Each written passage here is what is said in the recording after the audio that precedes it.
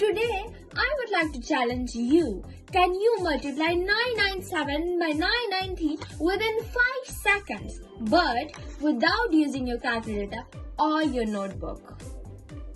Now you might think that this is not possible, but let me tell you that all you need is your mind and Vedic maths. With Vedic maths, you can solve equations like this, or this, or this, or this within 5 seconds or even less than 5 seconds. But all you need is your mind.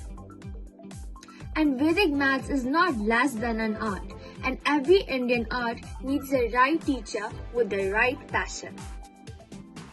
And the best teacher for Vedic maths and maths is Quizrakesh sir.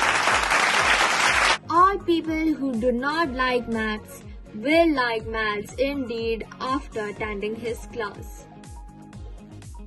He makes learning maths so fun and with so much energy that even the people who do not like maths will love maths about everything after attending his class. He has a unique way of teaching and he ensures that the student understands the method behind each and every question.